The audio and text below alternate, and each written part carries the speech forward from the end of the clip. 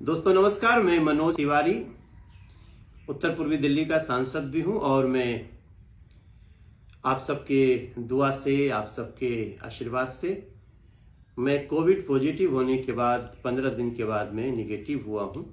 अभी क्वारंटीन में हूं और इस दौरान जो लोगों की जितनी सेवा, जिनकी ज़रूरतें हैं, वो अपने लोगों के द्वारा कर भी रहा हूं। लेकिन ये मैं आप सभी से अपना अनुभव शेयर करने जा रहा हूं जो मैं कोविड के दौरान खुद झेला हूं और उसको कैसे जीता हूं या जीत रहा हूं, अभी क्वारंटीन में झेल रहा हूं। तो मैं आप सभी लोग सहायता कर रहे हैं, एक दूसरे की सहायता कर रहे हैं। कोई ऑक्सीजन के लिए परेशान है, कोई दवाई के लिए परेशान है, कोई बेड के लिए परेशान है। कई लोगों के अपने चले गए हैं। बहुत दर्दनाक कहानियां भी हैं। लेकिन हम आपसे ये प्रार्थना करना चाहते हैं कि अगर आप किसी कोविड पेशेंट को हेल्प करना चाहते हैं तो पहला काम करें, उसको कोई निगेटिव न्यूज न दें। कौन चला गया, कौन कैसे गया, ये उसको न बताएं। उसको अच्छे समाचार बताएं, उसको खुशी की बातें बताएं, उनको रिकवरी की बातें बताएं। इतने लोग आज रिकवर कर गए, ये अब अच्छा हो रहा है, रिकवरी रिपोर्ट का अच्छा रिपोर्ट है, लोग कोविड के बाद भी सुरक्षित होकर निकल रहे हैं, तो उसको आत्मबल मिलेगा। अदरवाइज उसको निगेटिव समाचार और भी मार देगा। दूसरी बात, जब आप किसी कोविड पेशेंट को हेल्प करना चाहते हैं या अगर जो सुन रहे हैं उसमें भी कोई कोविड पेशेंट हो, मैं 3-4 चीजें आप सबको बताना चाहता हूं। पहला, भाप जरूर लेना है। भाप के लिए अगर भाप की मशीन हो तो ठीक बात है, नहीं तो कोई बात नहीं। अपने घर में चूल्हे पे पानी गर्म किया पतीला में, उसको एक टॉवेल से ढका और उतारने के बाद और फिर टॉवेल में मुंह लगा करके भाप लेने में आपको आलस्य होगा। आपको तरह तरह की मन होगी कि यार लो न लो, जरूर लीजिए। क्योंकि अगर सैनिटाइजर से हम हाथ साफ करते हैं, सुरक्षित रहते हैं, तो फेफड़े का सैनिटाइजर भाप है मेरे दोस्तों, भाप है मेरे दोस्तों, स्टीम है। और स्टीम भी लेने का तरीका है, उसको ये देख लीजिए कि मुंह न जल जाए, इतना रहे, लेकिन अच्छा हीट पे जो बर्दाश्त कर सकें। 10 बार मुंह से लें, नाक से छोड़ें, और 10 बार नाक से लें, मुंह से छोड़ें। ये अगर आपने दिन में 2 बार कर लिया तो बाकी सब दवाइयां एक तरफ, ये इलाज एक तरफ, 5-6 दिन में आपको आराम हो जाएगा। जिनको नहीं हुआ है वो भी ऐसा कर सकते हैं। समझता हूं कि कोविड होगा ही नहीं।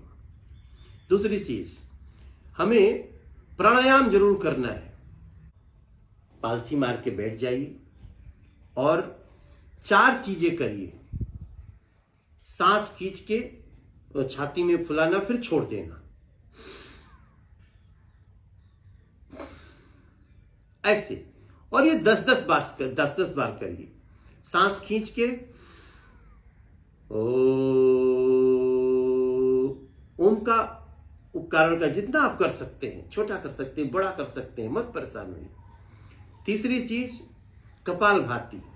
पालथी मार, सोफे पे बैठा हूं, कपाल भाती। ये आप जब करेंगे तो किसी का एक बार में 6-7 बार होता है, आप इसको 20-25 बार कर सकते हैं। बहुत श्वसन तंत्र को मजबूत करता है। और एक ये सिस्टम, एक नाक से दूसरे से छोड़ना और फिर जिससे छोड़ना उसी से लेना। आराम से लीजिए और फिर आराम से जाने दीजिए।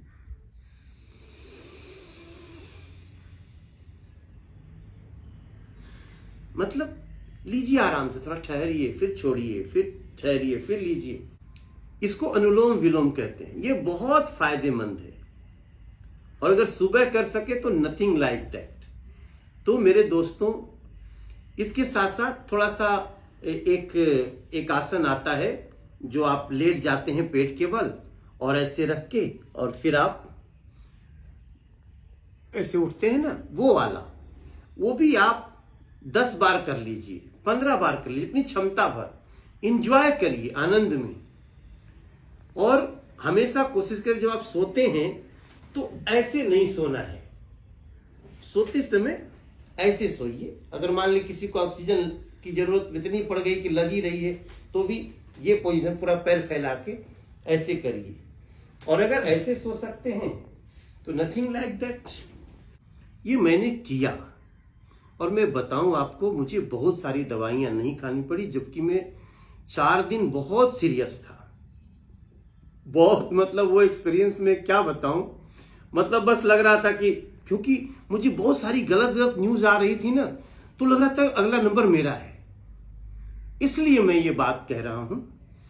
और इसके अलावे जिंक विटामिन है, विटामिन सी है, ये जरूर लीजिए।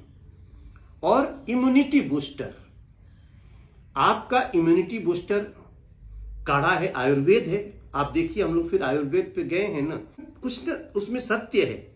वही चीजें आज ले रहे हैं इम्यूनिटी बढ़ाने के लिए। वैक्सीन भी इम्यूनिटी बढ़ाता है।